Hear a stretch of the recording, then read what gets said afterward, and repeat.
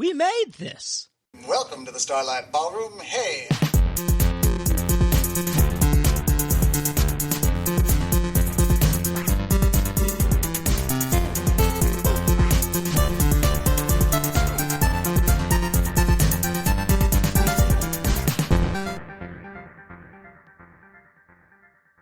Hello and welcome to Shipwrecked and Comatose, the podcast about the British sitcom Red Dwarf, here on the We Made This podcast network. My name is Mark and I am one of your regular hosts, and with me at this time is Kurt. Hello, Kurt. Hello. And Carl. Hello, Carl. Hello. And today is one of our specials between Series 4 and Series 5, where we're looking at Can't Smeg, Won't Smeg, because we like to look at weird obscurities when we do these specials. Wait a minute, why am I here then? Because you wanted to be. Oh, right, okay. You do the occasional one. Later on, it's going to be my first episode that I'm not on, Kurt. Yes, I've heard this. I know. Matt's doing the British Empire and I didn't want to do it. Fair enough. To be fair, I wasn't on the ones with the documentary either, because I haven't seen the episodes they were talking about. Yeah, that's true. And we will see them at some point in the future. Yeah. It'll be a while, because, you know, we do quite a lot of specials in between the series. Yeah. But I still think one of the specials should be a proper watch of the first episode you haven't seen, with us watching you, I think.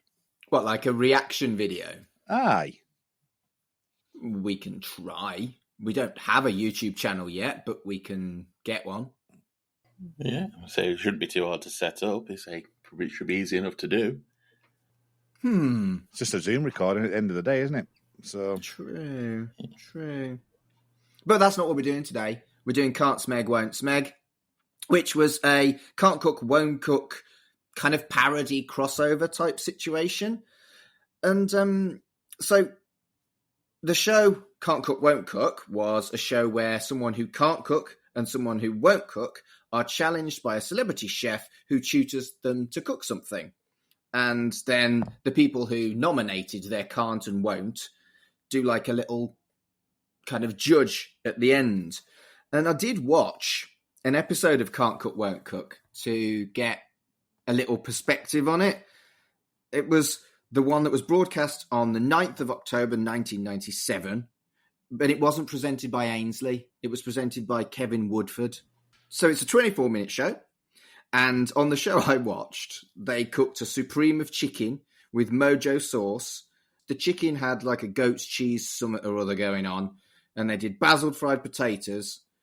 And yeah, the winner won a food processor. did you enjoy it is the question. I really did. So the winners won a food processor, which, you know, is a bit shit. The losers got a bottle of champagne and a meal out. I'd rather lose. Yeah, I definitely want the fucking champagne. But it kind of gave me a background on the format, so... I tell you what, though, at that work, every year, you know, I've worked in the same place for 15 years, and it changes depending on the year, but there's often a time where they'll give you a free bottle of wine or something like that for Christmas, and it's normally a fairly decent bottle, you know, definitely, you know, drinkable, but I'm not a huge fan of that. And my colleague who I've worked with for a lot of years basically comes to me every year and goes, "Do you want your lager?" And it's like, yeah. And she goes to the shop, gets me some lager, and I do a swap. Done. Brilliant. So the theme was a bit like a sketch show for me. And then the host chats with the contestants, reveals and explains the dish, takes the guests through the recipe as they cook together with a chat about food, and there's plenty of laughs at the ineptitude of the people attempting to cook. They then present the finished dishes with their own style and compare it to the professional, and then the taste test with both of the nominators, and the chef feeds them in a blindfold. And then they both have to say which is best, and then the chef decides if it is a tie. The prize is behind the set, and like I say, it was a food processor. Nice, simple, daytime telly from the 90s. It was probably one of the first ones I remember, because the BBC have a habit of developing a daytime show which just seems to dominate. Like, people really get into it. Before this, it was Ready Steady Cook, which spun off into Can't Cook Won't Cook, and then we got into like our property shows, like our bargain hunts and things like that. They always come up with something that, because this, and like Changing Rooms and Ground Force, but I remember this being like big at the time.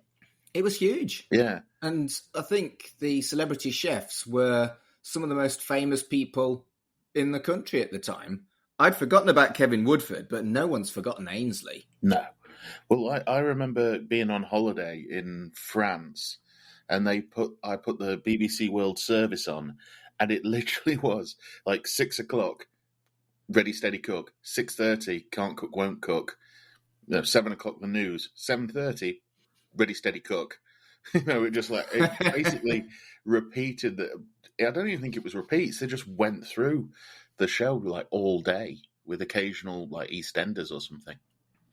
Yeah, it was quite the phenomenon, and it makes sense that if they were going to do a weird-ass parody crossover with a daytime telly show, it would be this at the time, because it was broadcast on the 14th of February 1998 to celebrate the 10th anniversary of Red Dwarf. Yeah, I remember this well. I remember sitting down and watching the entire night and just really enjoying it. Yeah, I watched it too. I was at university at the time, and it was a really special deal at the time. It was a whole night of Red Dwarf stuff. They called it Red Dwarf Night, nice and simple. And it was introduced by Patrick Stewart, and the lineup was Can't Smeg Won't Smeg, the TV broadcast of some Smeg Ups, which had only been on VHS previously, Universe Challenge, which is University Challenge kind of parody crossover, and then a documentary called Red Dwarf A to Z, and then they finished with Gunman of the Apocalypse. Hell of a night. Well, yeah, and especially the final episode, Mark, for you. I mean, it was actually, I would have been just turned 18 because it was the week after my birthday. So again, I remember it really vividly, and it was such a great thing to see Sir Patrick Stewart on doing the introduction, and that's something I remember vividly. And I would say that this one we're doing, Can't Smeg Won't Smeg, is memorable as well. I mean, obviously, Gunman the Apocalypse is just the episode. So, but yeah, I remember the night. It was a great night and had that kind of the comic relief kind of feel to it. Where you've just got one special kind of thing, and you'd have various different things on comic relief with different like shows or EastEnders turning up doing a dance number or something like that. But to have it a dedicated Red Dwarf night was amazing, and something you just can't imagine really happening right now. Or it was such an unusual thing to have a night dedicated with so many specials in it. It was really, really special. And when you think about 1998 being the 10th anniversary, we're on quite a significantly later anniversary now. But it was a big, big deal at the time. And when you actually look at the chronology, it was broadcast between Series 7 and Series 8. So there wasn't actually that much BBC stuff left. It's a weird one to think of, is that it kind of timed out just right, because if it was if the 10th anniversary was happening before 7, it would have been a massive pain for them to have built the sets and everything like that for these nights, especially say everything's taking place on the Red Dwarf set in this circumstance. But if it was between sort of 6 and 7, I can imagine it would have been really tricky for the BBC to pull off. But because the Red Dwarf was in production, it's like, yes, we can do this. And it's, as much as I really enjoyed the night, you can tell that the BBC producers are like, we could do this cheap. Yeah. You say that, but they did put some effort into it. The old school BBC Two logo, they created unique ones with the scutters involved, which I really, really liked. I thought that was brilliant. Wonder if they used Quantel for that. Maybe they did use Quantel. Is that our latest running gag, Kurt? Yeah. But I just think that Red Dwarf Night was such a phenomenon, and obviously we are going to take a look at Universe Challenge and Red Dwarf A to Z at a later point on the podcast. We're definitely not doing Red Dwarf Night in one episode, that's for sure. Yeah. No, we might do a Red Dwarf Night for us, but maybe not for a podcast. Yeah, just to chill, hang out, post-COVID, kind of. Yeah, that'd be well good, actually. Ah. Yeah, good idea. So, that's the intro. Shall we get on with talking about Can't Smeg, Won't Smeg? Aye. Let's do it.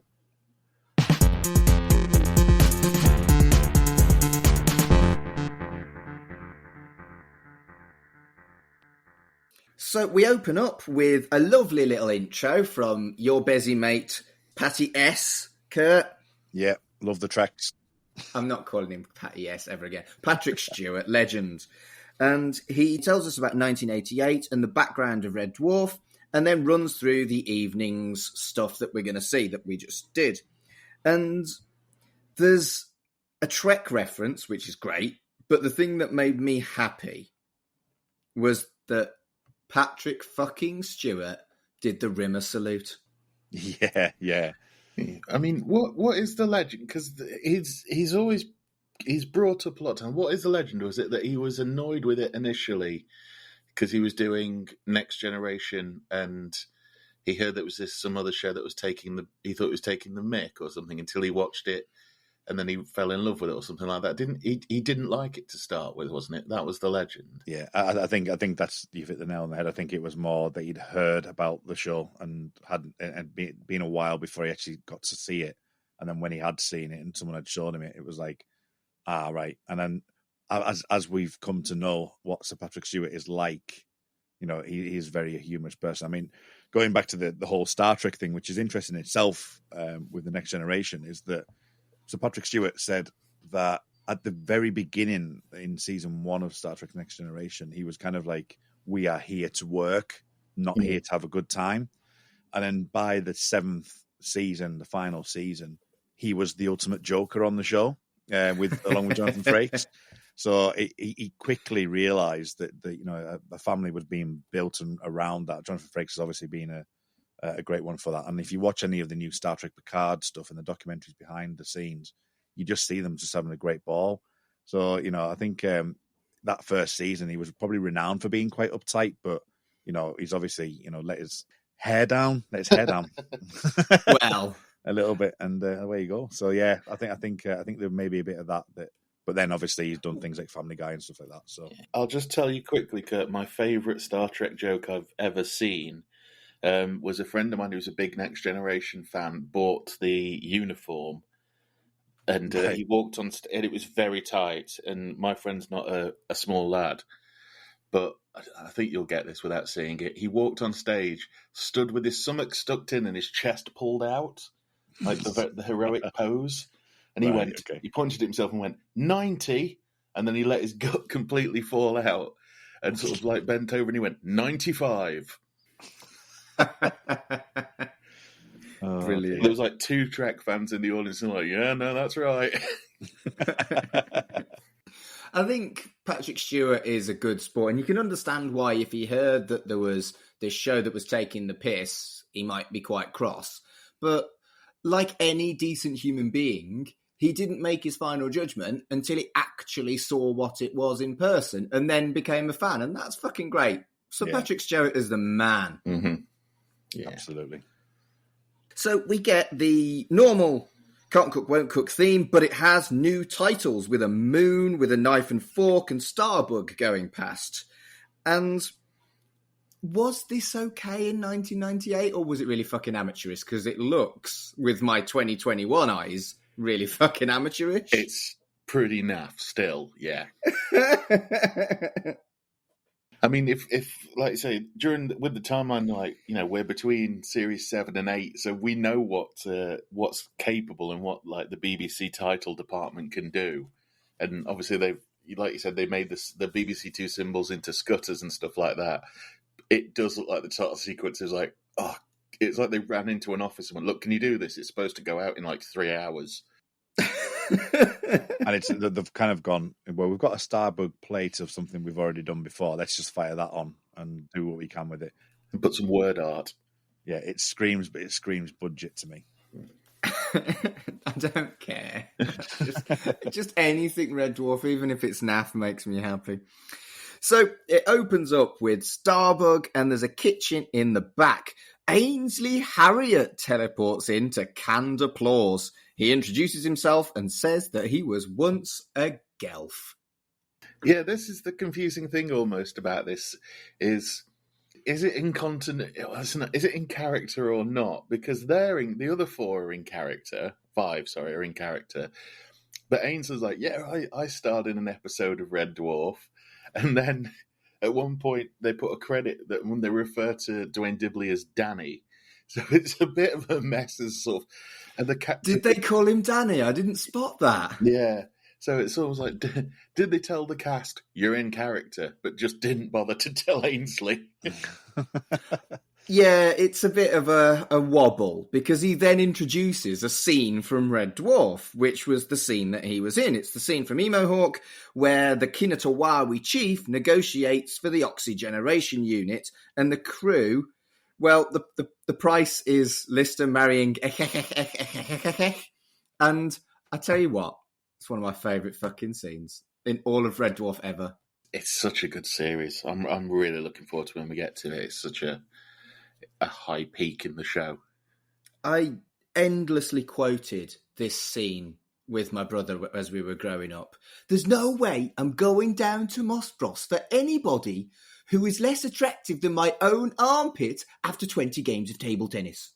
It's like still these memories from like 1996. They're so vivid in my head because it's not like what it is now. You've got access to fucking everything on Netflix and Amazon. If you got a VHS, you watched that VHS a lot. Oh, yeah. Yeah. And it's just such happy memories of Red Dwarf for me that my brother and I watched these so much that we'd be walking down the streets and we'd be able to tell you the whole script. We'd go from start to finish almost.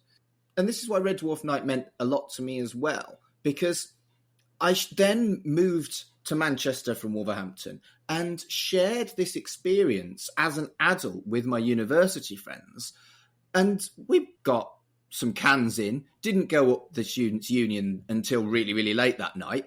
We got hammered watching Red Dwarf Night in the kitchen because, you know, it was one of those student digs where it didn't have a living room. It kind of had a kitchen dining room thing. Mm. And we all just watched Red Dwarf together and then went up the PAV, which was the name of our Students' Union, and just so many happy memories of Red Dwarf. And Red Dwarf Night was fucking ace. I was probably 4 cans in by this point. I don't even remember noticing at the time it was the 10th anniversary. I just thought it was a Red Dwarf Night that they just decided to put on. I was like, yeah, this is brilliant. Yeah. This is my show. I think the same. I don't think I remember it being a 10th anniversary. I just remember it being, as you say, like just a celebration of Red Dwarf more than anything else. Yep, me 3. That's 3 of us. I don't think they emphasised that it was the 10th anniversary very much. No. No. Because I don't even think Patrick Stewart says it, does he? He just says it, welcome to the Red Dwarf Night. Did he say 10th anniversary? I don't know. I think it's that there's a little on-screen graphic at the beginning that says it's the 10th anniversary. And that's kind of it. But maybe they were doing it when they were like making the continuity announcement saying it was the 10-year anniversary and things like that. Well, like I say, I was probably 4 cans in the first time I watched this. And 6 cans and I'm anyone's, so, you know. 6 can Adams. It's 4 can Adams these days. I've not got the tolerance I once had. Anyway, Ainsley cracks a gag and then introduces the concept to a jaunty theme. And in my notes, I just put face, which Ainsley's face. Just Ainsley. I love Ainsley.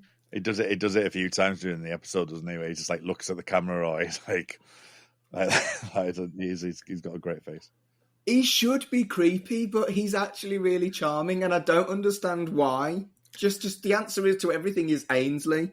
I mean, he's got a comedy background. He did do like all the comedy clubs and stuff like that in the 80s and early 90s. Because I've seen him pop up in stuff like, you know, Smith and Jones and Hale and Pace and things like that as an actor. And he used to do an act, I think it was called the Calypso Twins, and he did ukulele songs, like comedy ukulele songs.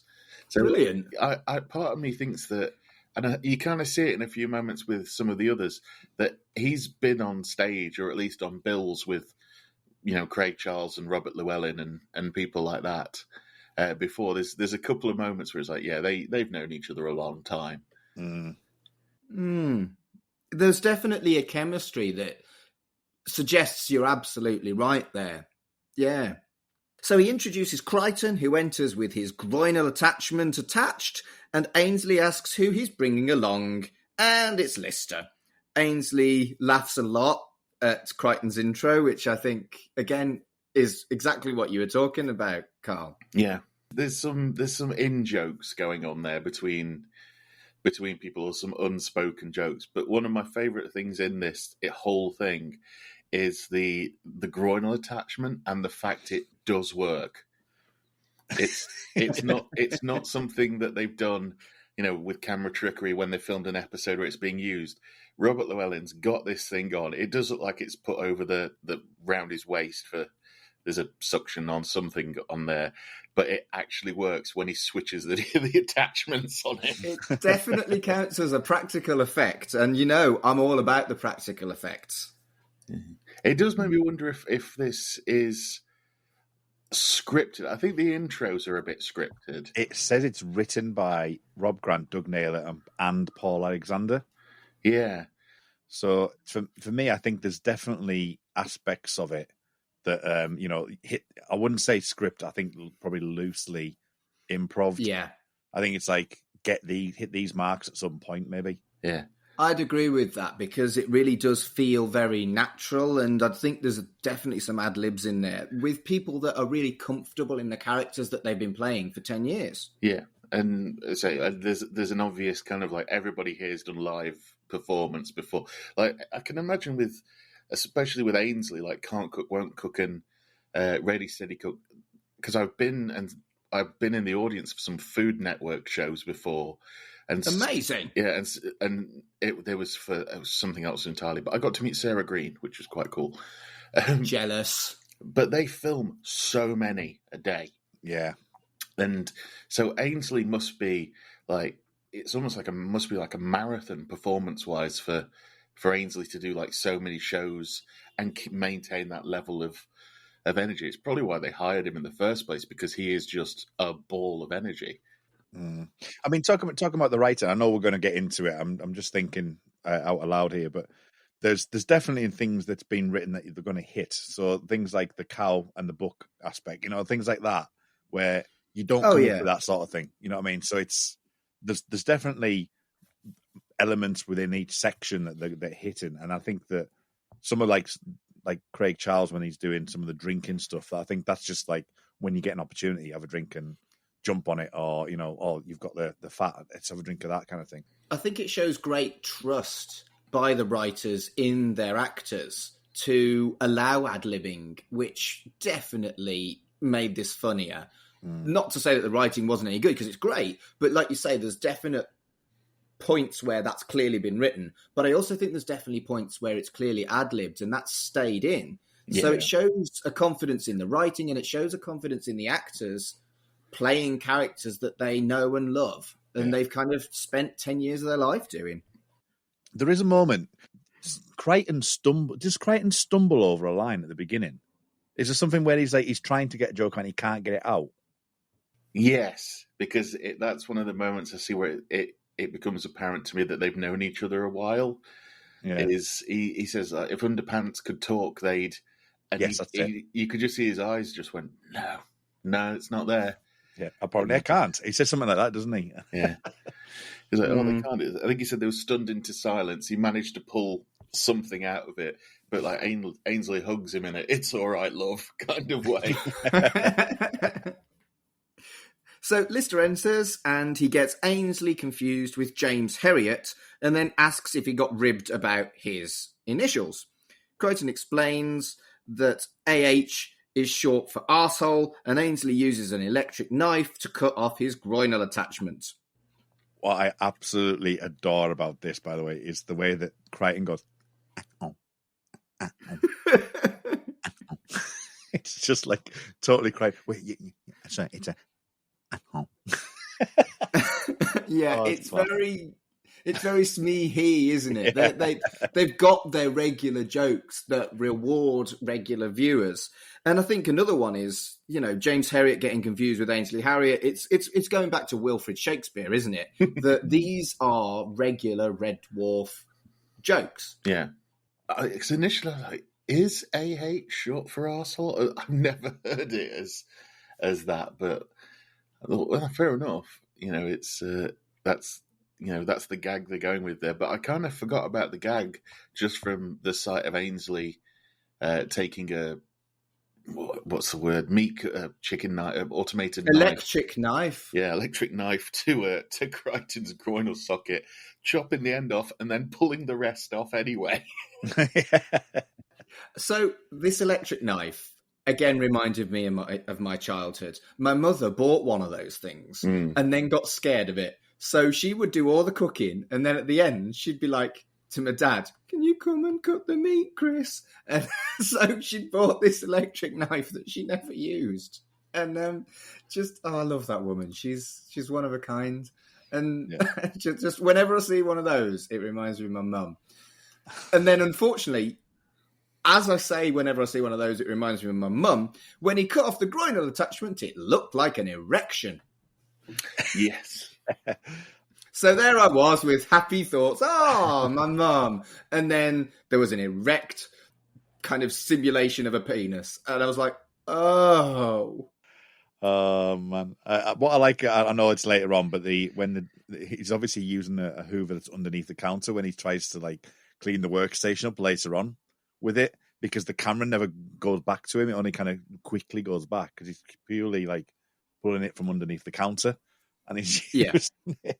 But yeah, it's and you can just see the erection at the same time. That was clearly deliberate that it was supposed to look like an erection as well. Yeah.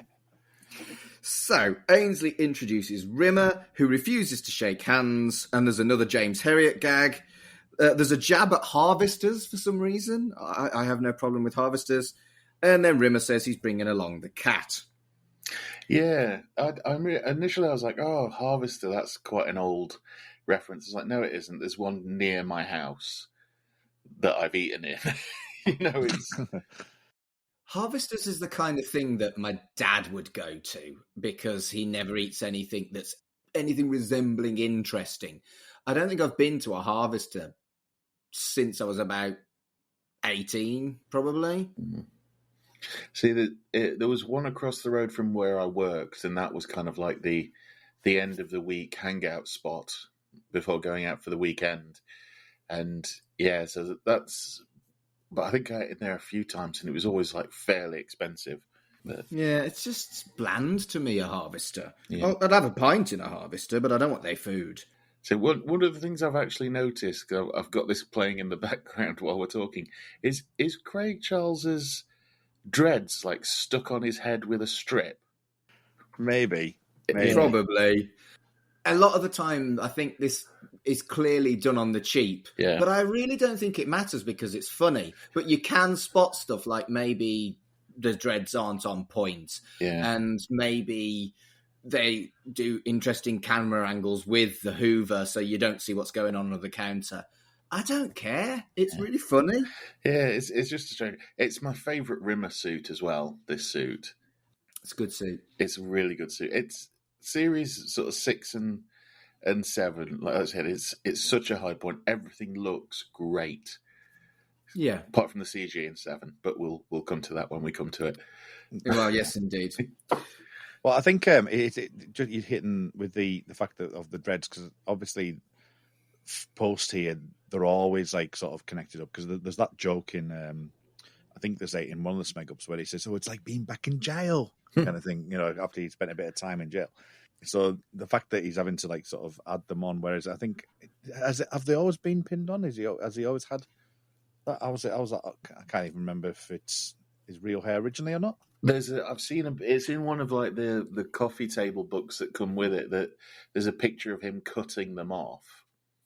Yeah, and the slogan for the picture was, because you can't hear it, but Craig Charles is saying "at f***ing last" Yeah.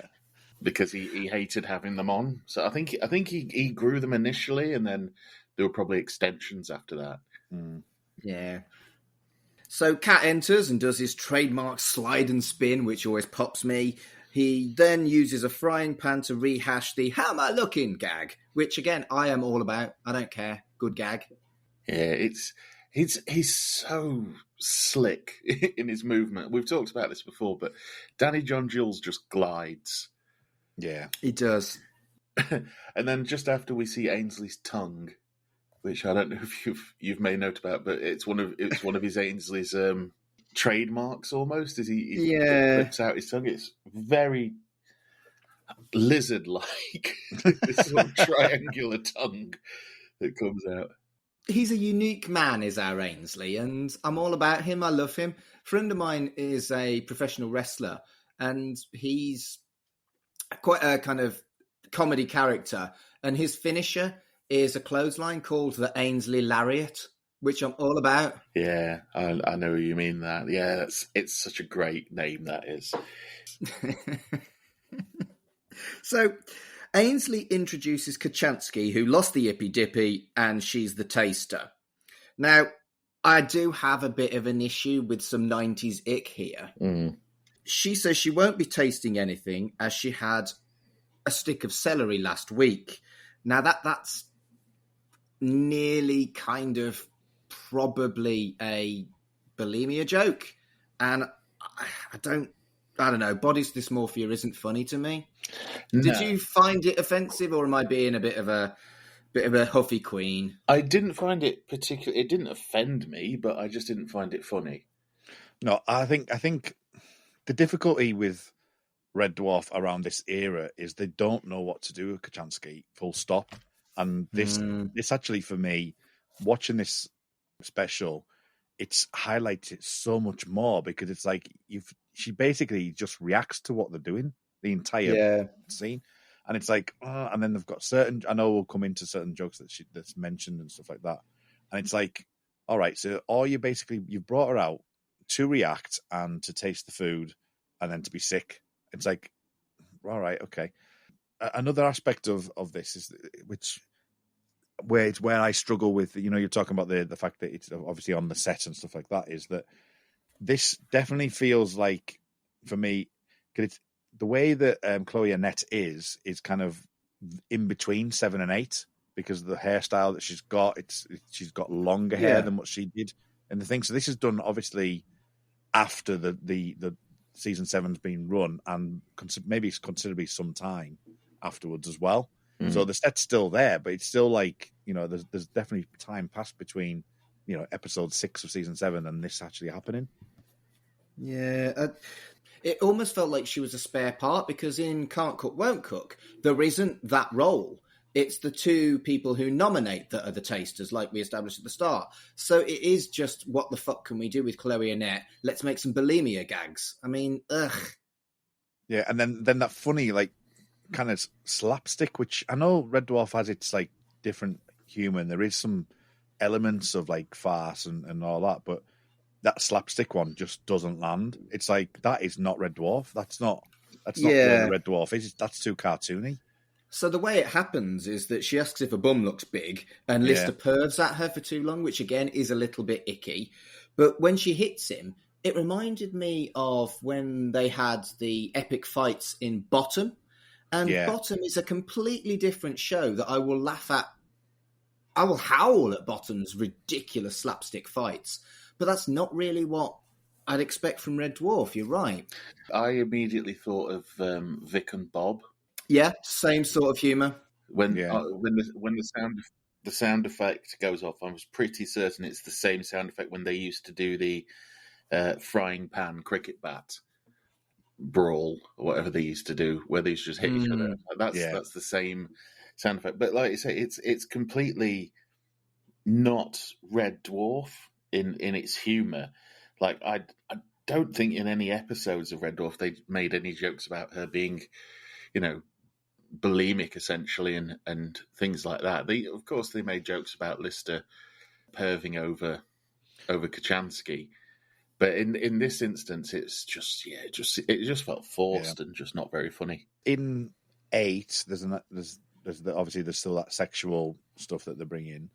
In 7, they kind of like look at her with like the typical class aspect of like she likes equestrian sports and stuff like that. It's like, oh, I'll go to the opera, and it's more that the lady doesn't fit into this class. It's like a mixture of 1 being a female and 2 being a class thing. So they've tried doing that, but that to me just doesn't really fit with what they're doing here. And you see on things like I've seen online on things like Reddit and things like that, people go, "Why did Chloe Annette leave? Why did Chloe Annette leave?" It's not like she had a huge amount to do. No. In especially in the early couple of years. So she probably could have looked at it and just gone, you know what, there's not a great deal for me to be going on with here. And you almost get the feeling that it, not that it made it better, but it made it easier for Doug Naylor to write it if there wasn't Kachansky there. Yeah, and I think that's something we'll see in 7 and 8 as well, that there's some good stuff with Kachansky, but most of it's what the fucking hell are we going to do with Kachansky? Yeah. And just a slight side note, the thing I think we're going to find really interesting is when the partnership breaks up and the writing team break up, and the change in humor and the change in style.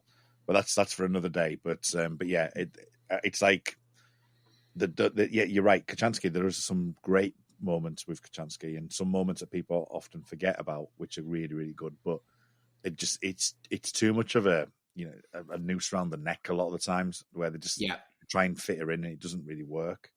Yeah. So then we get "Let's rattle those pots and pans," which is the classic line from Can't Cook, Won't Cook, but Kat halts the proceedings and refuses to team with Rimmer and flounces off. Then there's a knock on the waste disposal. Crichton and Kachansky open it, and it's Dwayne Dibley who thought that the waste disposal was a lift. He spots Kachansky and says she's hot, and then Dwayne is added to Rimmer's team. And I'm all about this. The cat wouldn't have been as funny as Dwayne Dibley was in this situation. See, I remember watching this episode at the time, and when we decided to do this, it's probably the first time that there's moments, and I'm sure all of us will agree that there are certain moments that you remember. But I, for the life of me, thought, when I saw Cat come on screen, I was like, how does he change to Dwayne Dibley? How does that happen? Because I was thinking, there must be something to do to make it happen. And it's like, well, he just walks off. I was like, oh, all right, okay. I honestly thought there was more to it than that, but yeah, I think it's a genius move to have one of the outstanding, memorable characters in the show to come back like that. I think it's a really good idea, which again plays with continuity, but that doesn't matter. I think it's meta in its own sense, and it's a bit of fun at the end of the day. So I'm more than happy with it. Yeah. It's very catty as well that he just went, "No, don't want to do it," and walked off. It's very actual cat-like as well. The amount of times I've put my cat in front of a bowl of food and she's looked at me and then sauntered off. It's so good. And the interaction he had with Kachansky, because I think this would be the first time that they'd have met, wouldn't it? Because he's not in 7. It could have been ick, but it's almost charming. That's a question then. Because the only time that because she is aware of Dwayne Dibley in 8, but she doesn't ever see him until then. Does that mean that Can't Smeg, Won't Smeg is canon? Anything's possible, Red Dwarf. Everything's canon and nothing's canon. Yeah, nothing's fucking canon. As long as it's funny. And that's fine with me. Ainsley asks what they've got, and Rimmer gives him a list: a space weevil, some urine recycle wine, a mimian bladderfish, some rice pudding, an insole, a pot noodle, and Caroline Carmen's ear, which popped me. Fucking Caroline Carmen's ear. That's so obscure. Yeah, and that it's all right because it's been in the fridge.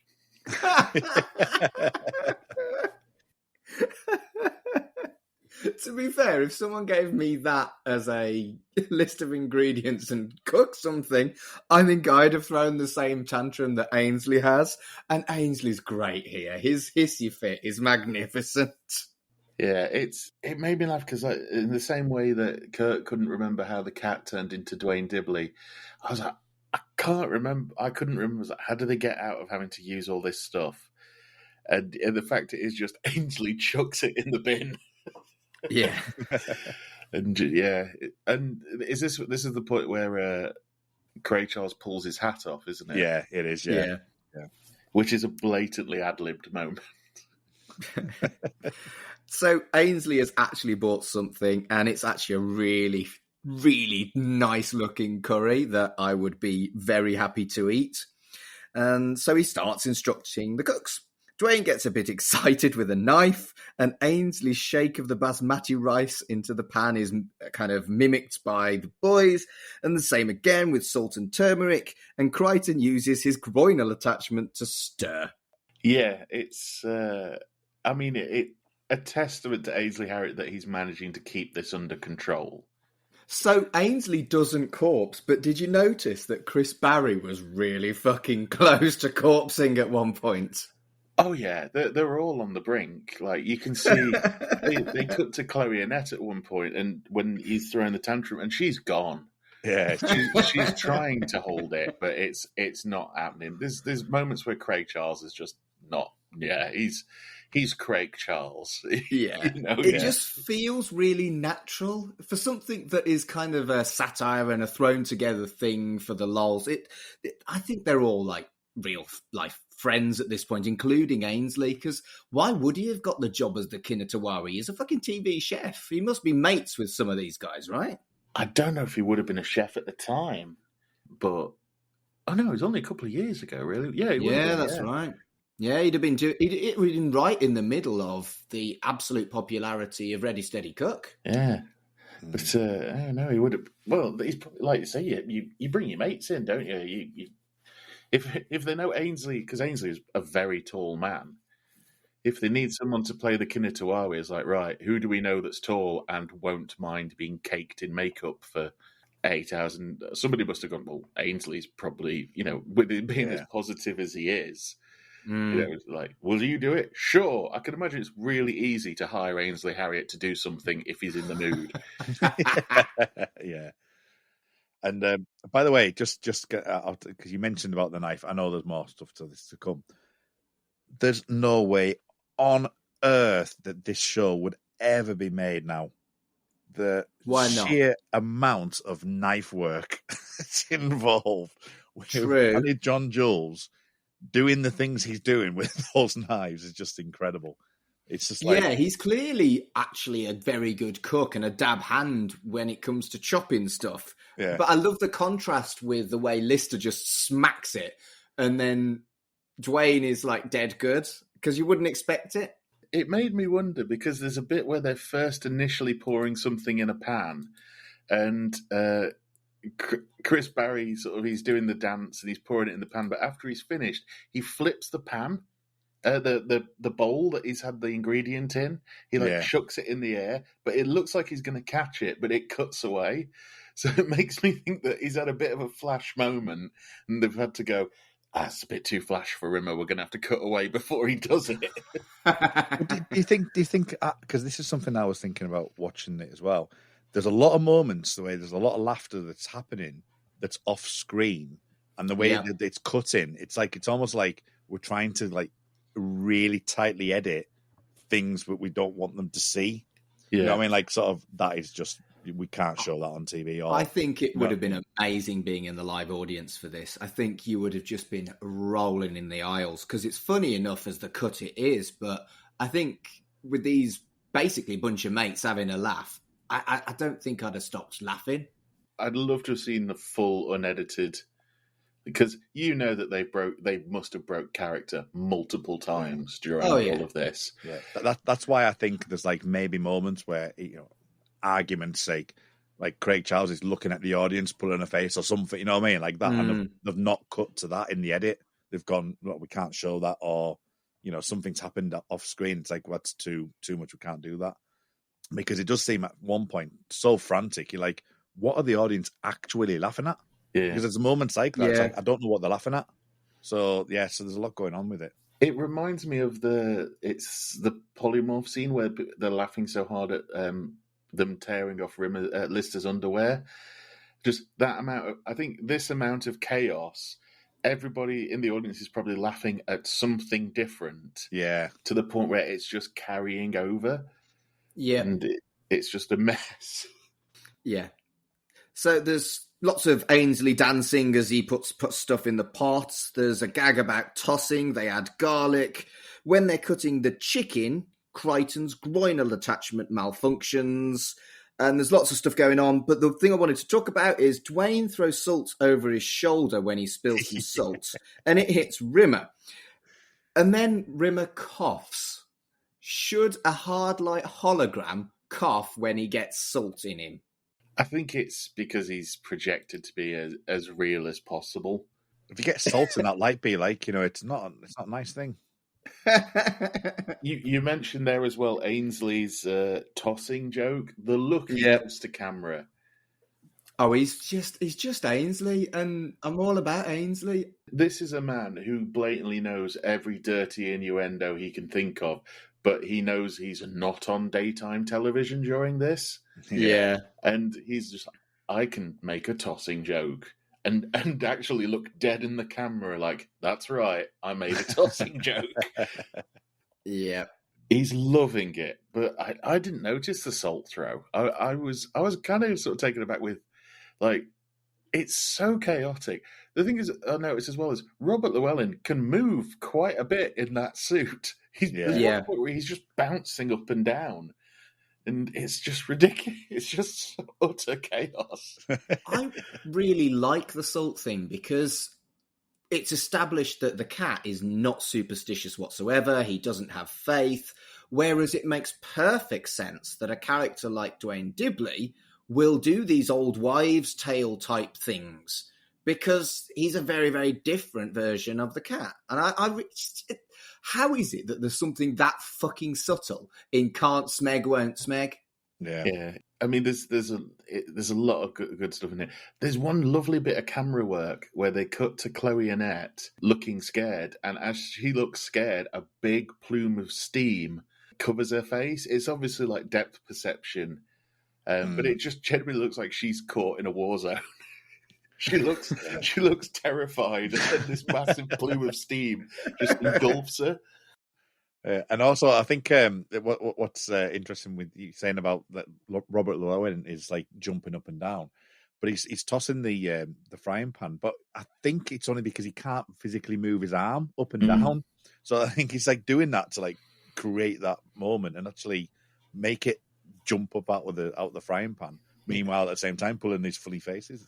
Yeah. It becomes more apparent when you're watching them that Danny John Jules and Chris Barry actually want to win and do it properly. When then you look over and Robert Llewellyn's got Craig Charles, who's just chaos just chaos in a ball. Yeah. It's a really lovely kind of combo of their real personality and the characters they play here that's just charming, I think. I mean, Craig Charles, Lister, I'm just going to use the actors' names. I can't keep the character thing, but Craig Lister. Dave Charles. Dave Charles is good. Throws something at Ainsley that hits him right in the face. Yeah. And again, I think that goes back to the friendship thing. They're clearly mates, otherwise he wouldn't be taking liberties like that. Right after that, though, he's been like the cheeky chappy, like looking, going, oops, I hit him, oops. Yeah, you can really tell that once he's hit him, he's like, I didn't really mean to hit him. So when they add the curry paste, Dwayne does really, really well.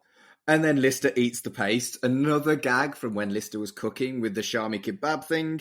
They add chicken stock, and Dwayne can't gyrate, which I think is wonderful. Lister drinks the chicken stock.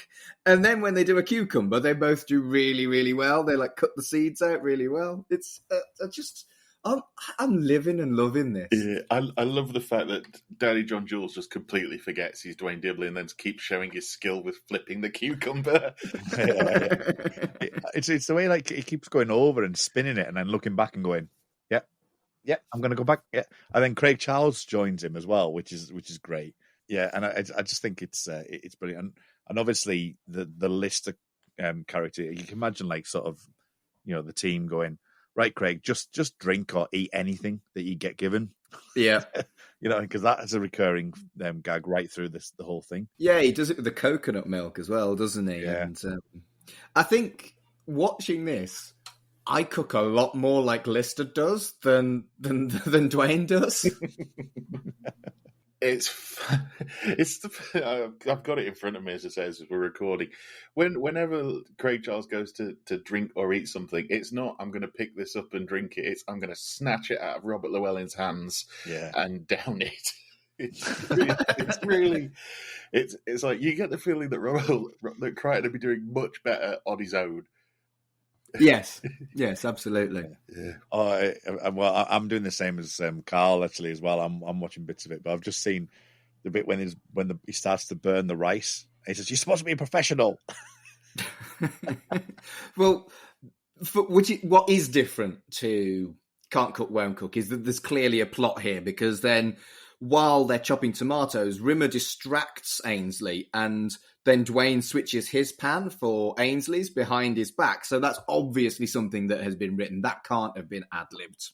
Well, this is the thing, is they bring up the thing on screen that Ainsley genuinely doesn't realise what's happened. And I think his reaction is right. They've just decided.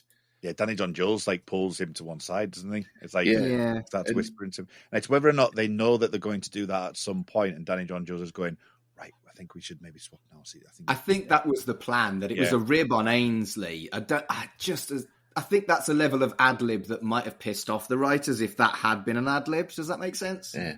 I think it's again that improv thing. At some point, see if you can swap something. Yeah. And then they've gone, right, let's see what we can do it. And Danny John Jules has gone, I've got an idea, let's do it now, kind of thing. Yeah. I think that's probably what's happened. And I love it where Ainsley's clearly genuinely surprised by the quality of the rice. And he doesn't actually, and as you say, he doesn't know about the switch, but then obviously clocks it. And he's like, it's just great watching Ainsley in that situation. Yeah. But I also think as well with that improv that when he's been shown it, he's gone, oh, feck. And he's gone, I've got to go with this. You know what I mean? Like he knows as soon as he's gone like that, he's gone, they've swapped this. But he's got to stay in character. And yeah. You know what I mean? Because he's not that stupid. He's gone, right, I need to play on this. Yeah. And so there's more Ainsley dancing when they do a squeeze of lime. There's spring onions and yogurts. And I love that there's constantly cuts to how mortified Kachansky is. That seems one of the most realist things in the whole show is she's realised that I may be acting right now, but I've got to eat this. Yeah. Chloe Annette legitimately has to actually eat what the fuck she's seeing in front of her. So I'm not sure that's acting or that's genuine. Yeah, and there's things like Crichton's banging things off of Craig Charles's head and it's going in the bowl. Yeah, I mean, it's like he's cutting that knife. There's a bit where I would see where Danny John Jules is using the knife and he goes too far with the cucumber. And it's like, you are wielding a knife in the air and Barry's having to grab it. And it's like, oh, that is a real knife. It's not a fake one. He's been cutting with it. That's what I mean by health and safety standards just wouldn't allow it. Mm. Yeah, I think you're right. They'd probably have to do some kind of subtle cut or something. They could still do it, but it wouldn't be as organic. Yeah. Food pun. I did a food pun. I didn't mean to do a food pun. I'm not that clever. So they serve up, and Ainsley's really excited. The crew are as hapless as ever. Lister adds a tree of parsley to his, which I've just howled at. And Rimmer has stolen Ainsley's pot. Ainsley has another tantrum. The realisation when it comes to Ainsley, he's realised that that's his pot. It's absolutely, and you can see it. It's the reaction of Chris Barry's face of, oh shit, he's genuinely angry. So we get the classic line, it's time to tickle those taste buds, and Ainsley's dance is copied by all, and we hear the lovely jingle. And I think that Kachansky being petrified is not just Kachansky being petrified. Yeah. I think it's Chloe Annette being petrified for this fucking taste test. I wouldn't want to play. I mean, look at it. It's just, to be honest, Rimmer and Dwayne's doesn't look too bad. It looks like they've tried but failed. Yeah. But the Lister Crichton one, it's like, my God. It's wretched, isn't it? Well, the thing as well, the fact that they've blindfolded her, and then the way Craig Charles is like scoops up that massive spoon, and she can hear the laughter, and she's literally going, "Oh no!" And then Ainsley pulls that joke, doesn't he? It's like, we're talking about what did he say? It's just because Rimmer's picked his nose. Yeah, because Rimmer's picked his nose, and she's like, "Oh," like that. It's just the fact that it's so much that she knows something's not right, something's going to happen. I hope she got a bonus for this, because this is a shitty gig. It made me think, like, because I think she only really sort of takes a bit of like sauce, because part of me was like, dare they give her chicken? Is it cooked? But it's, I mean, the Craig Charles and Robert Owen one just looks gross. It's just revolting. Yeah, it really does look horrible. Yeah. The tree made me laugh, but oh dear. It's just paste, isn't it? So, I mean, obviously it looks awful, and unfortunately I think poor Chloe Annette does legitimately have to eat it, but it is a plot, because she pukes out the waste disposal. And then we get a very interesting CGI planet. A starbug passes by and puke flies out. There's a lot of puke for one girl. Well, look at what she just ate. Yeah. When she does go to that sex scene, you can tell she's acting. It goes in. She goes into Kachansky at that point. Yeah. So it's all right. It's fine. I mean, looking at the three altogether, like, Ainsley's doesn't look particularly appetizing. Well, that's because Rimmer swapped some of the stuff, isn't it? Yeah. Ainsley's original one looked dead nice. I'd totally eat that. Yeah, it's just Chloe Annette's face. Like, you get the thing she's trying to act going into it, but no, it's genuine terror. And I mean, there's Craig Charles. I thought he was pretending, but he does stick his finger up his nose and then put it on the spoon.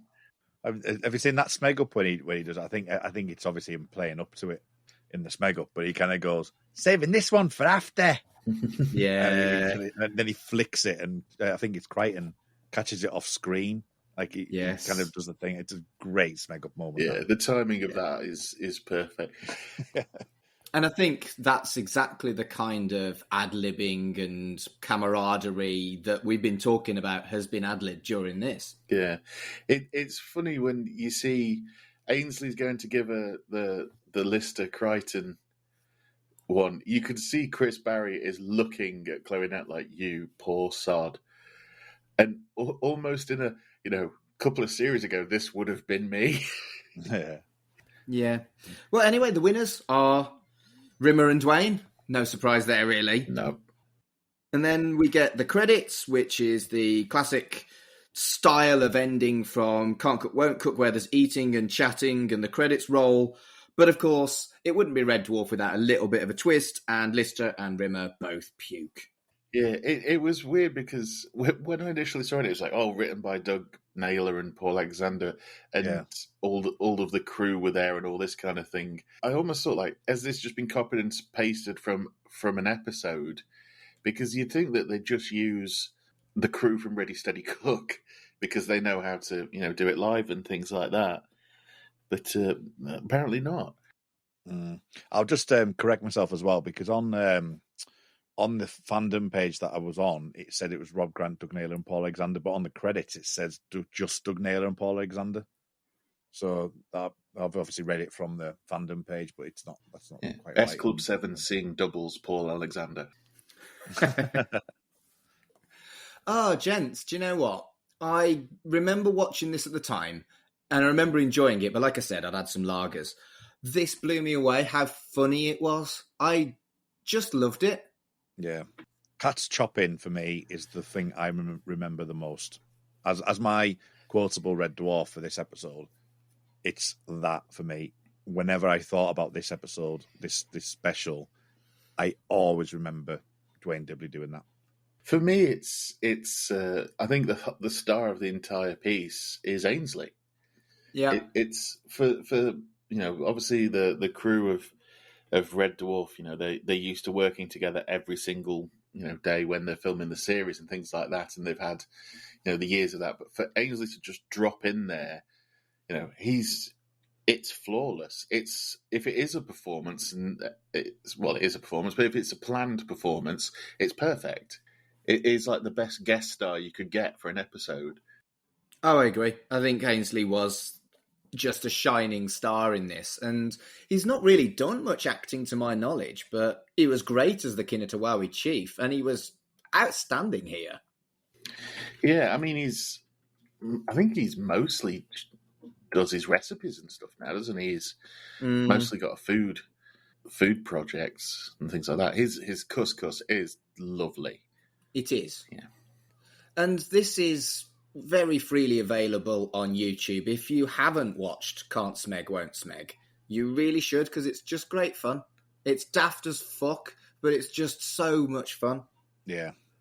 It's definitely it's free and loose. It's got your Red Dwarf humour. It's got some weird things in it, but it's just, something I wouldn't necessarily go back to very often, but it's really, really something that you can, I haven't seen that for ages. I'm going to put that on and watch it for half an hour, a bit of fun. And then that's the way it's been intended as well. So I think it's great. I think it's great we've got it. Looking here, I had a quick look. This is the kind of last telly acting job he did before it was just all chefing. Although he did do the Rocky Horror Show live as the narrator. But this was his last sort of scripted thing before he just went fully into chefs. Yeah, fair enough.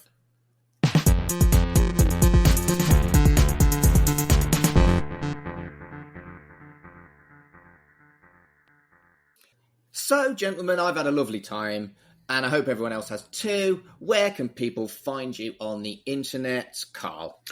You can find me and everything I'm up to at allmylinks.com. /Mr. Carl. You are so concise. Kurt, what about you? I'm going to be really concise as well. My Twitter handle is @rmuldrake. Find out what I'm doing there. There is things happening. They've all been recorded quite some time ago because I've been on a bit of a break. So this is a great episode for me to come back to start my podcast recording back up again, because I've had a couple of months off. So thank you for having me on the special. And I think my next recording might be a Red Dwarf one. So, I'm looking forward to getting back into podcasting. But, find me on @rmuldrake on Twitter. All right, if we're only just doing our own personal ones, you can find me at MarkAdamsHC on Twitter and Instagram. That is kind of like my worky profile, but I do mention podcasting occasionally there. So thank you for joining us for this special episode of Shipwrecked and Comatose. And until next time, shut up!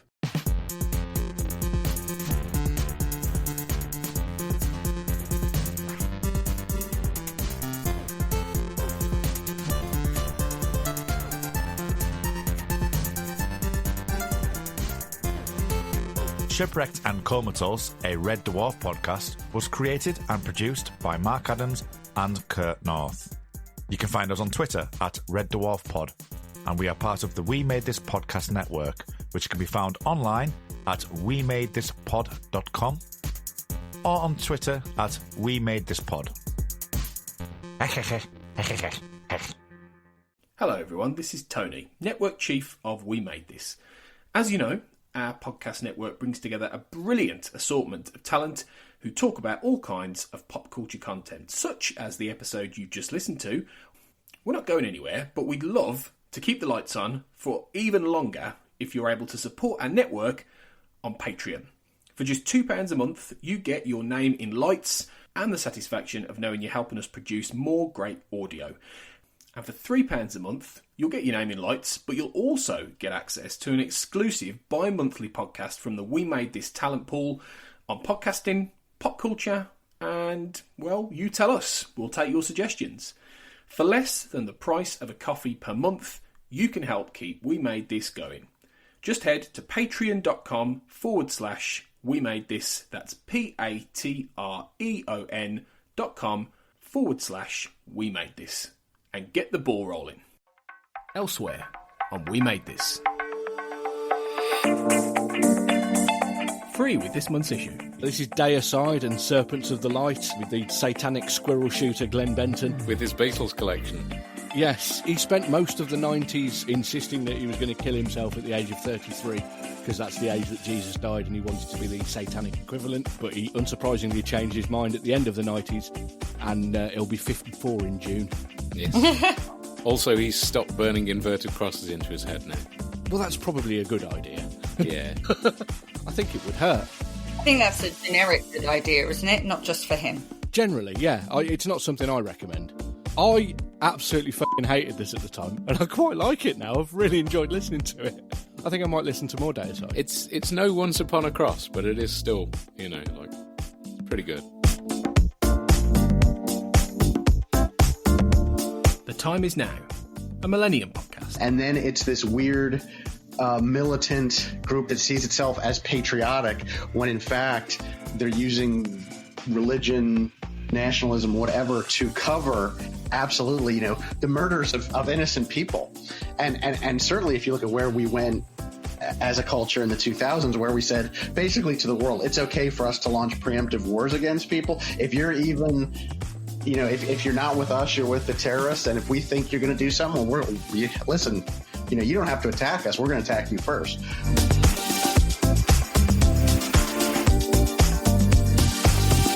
The giddy carousel of pop. The design is so important to smash it, I think. Just, the colours, the bright reds and the oranges and the greens, it's classic late 80s design. I think it just looked fun.